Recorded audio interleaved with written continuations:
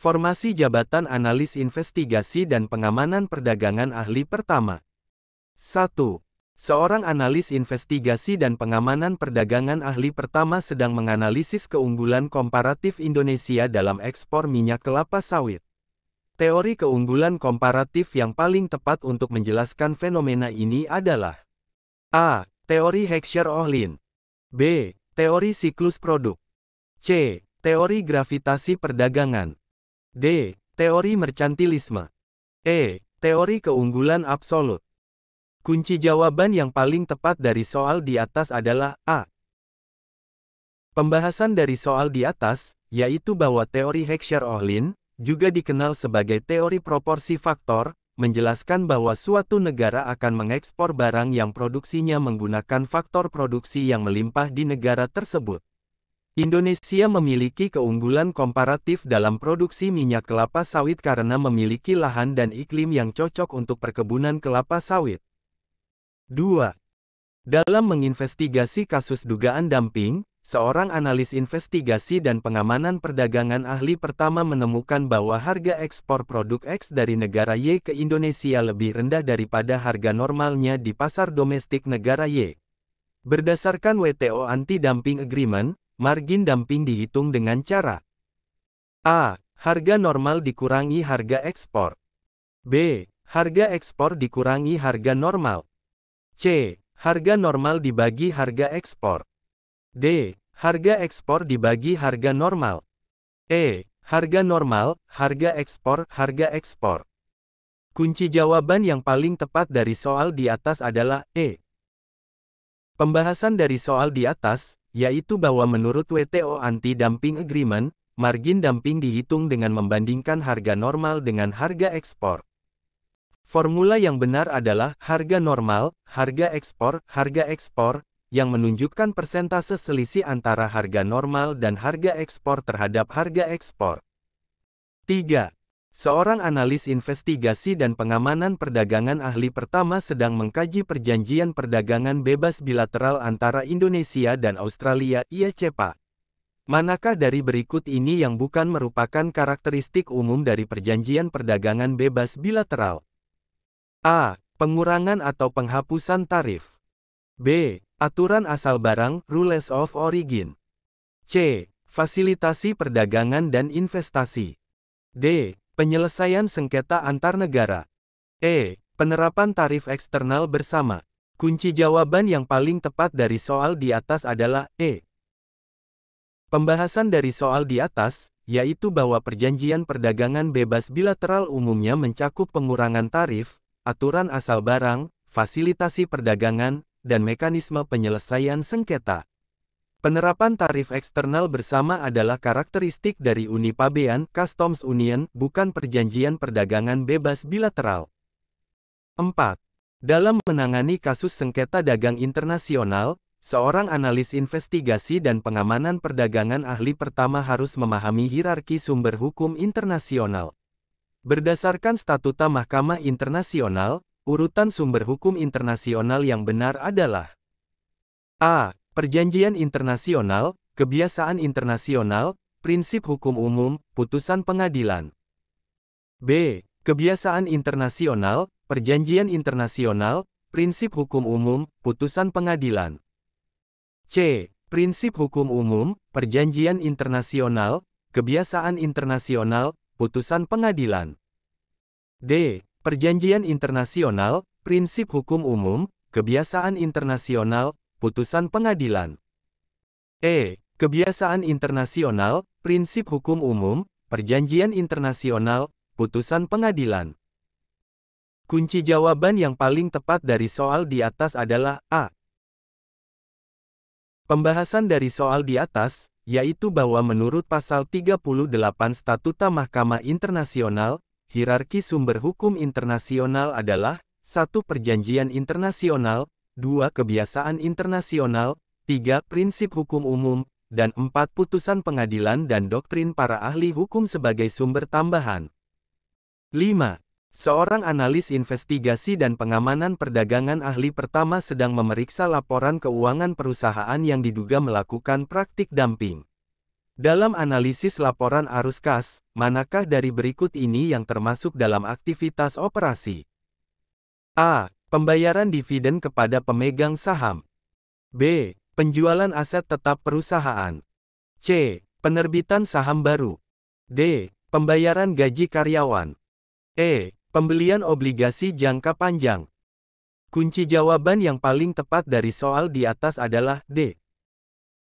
Pembahasan dari soal di atas, yaitu bahwa dalam laporan arus kas, pembayaran gaji karyawan termasuk dalam aktivitas operasi karena terkait langsung dengan kegiatan utama perusahaan.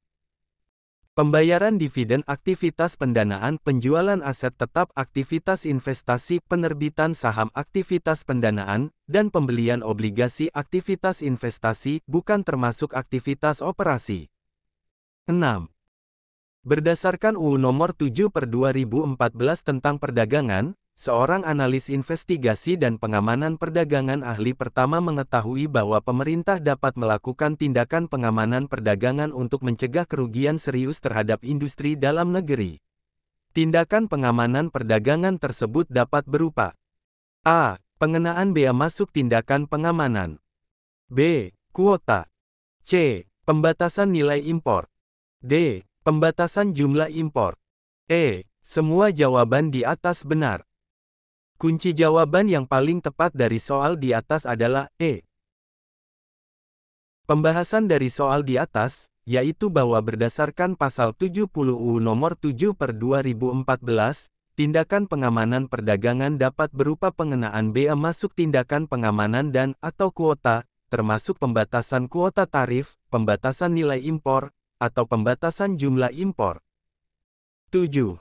Dalam menganalisis kasus sengketa di WTO, seorang analis investigasi dan pengamanan perdagangan ahli pertama menemukan bahwa salah satu pihak mengajukan banding terhadap laporan panel. Berdasarkan UU Nomor 7/1994 tentang pengesahan Agreement Establishing the World Trade Organization, badan yang berwenang menangani banding tersebut adalah A. Dewan Umum WTO. B. Badan Penyelesaian Sengketa WTO. C. Badan Banding WTO. D. Konferensi Tingkat Menteri WTO. E. Sekretariat WTO. Kunci jawaban yang paling tepat dari soal di atas adalah C.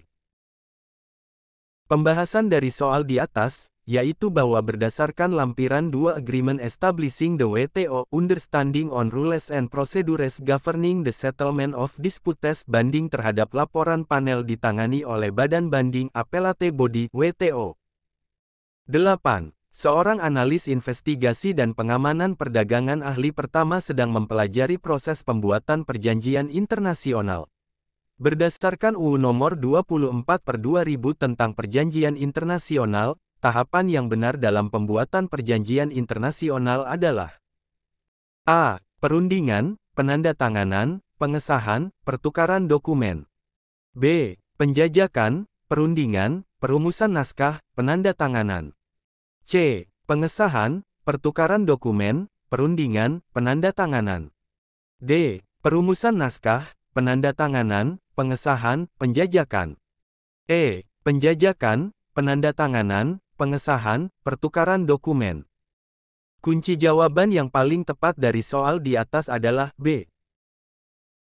Pembahasan dari soal di atas, yaitu bahwa menurut pasal 6 UU Nomor 24/2000, tahapan pembuatan perjanjian internasional meliputi penjajakan, perundingan, perumusan naskah, penerimaan naskah perjanjian, dan penandatanganan. 9.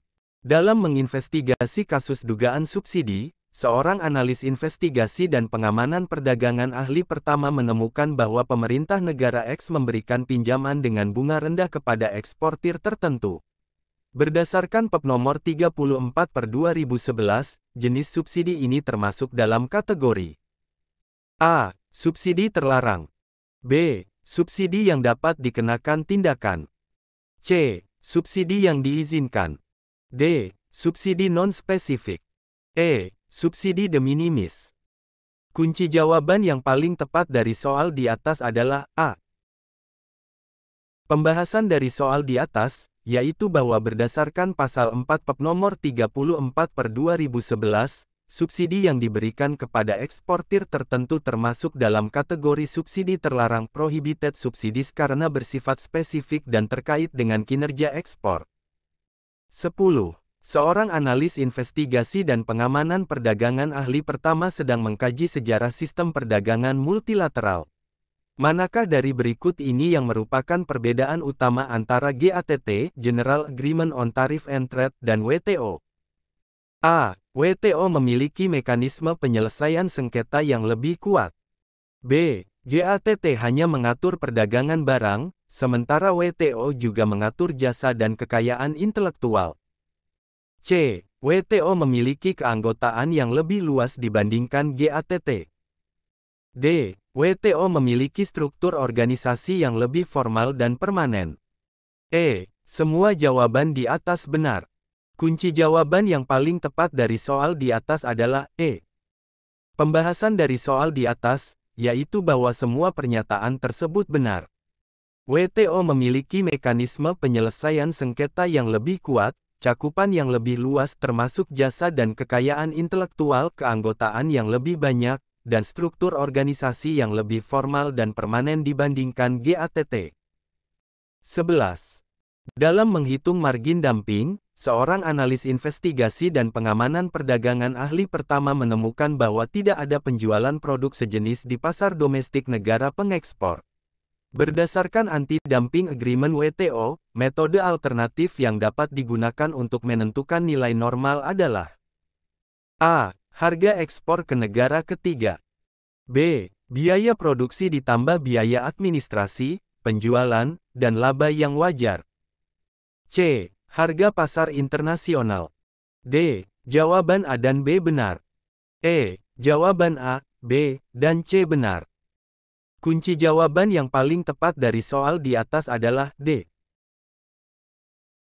Pembahasan dari soal di atas, yaitu bahwa menurut pasal 2.2 Anti-Dumping Agreement WTO, jika tidak ada penjualan produk sejenis di pasar domestik negara pengekspor, nilai normal dapat ditentukan berdasarkan harga ekspor ke negara ketiga atau berdasarkan biaya produksi ditambah biaya administrasi, penjualan, dan laba yang wajar kontrak value.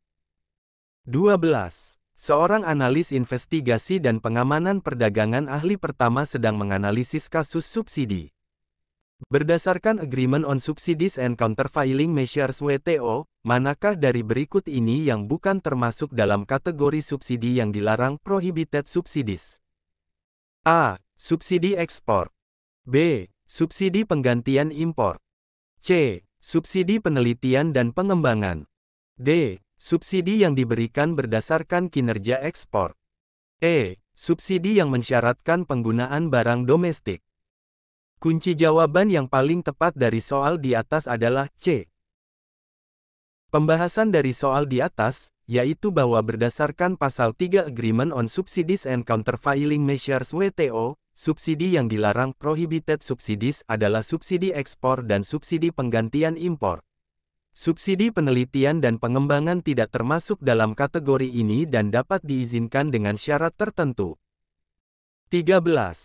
Dalam menangani kasus tindakan pengamanan perdagangan, seorang analis investigasi dan pengamanan perdagangan ahli pertama harus memahami persyaratan pengenaan tindakan tersebut. Berdasarkan Agreement on Safeguards WTO, kondisi yang harus dipenuhi untuk menerapkan tindakan pengamanan adalah A. Adanya peningkatan impor.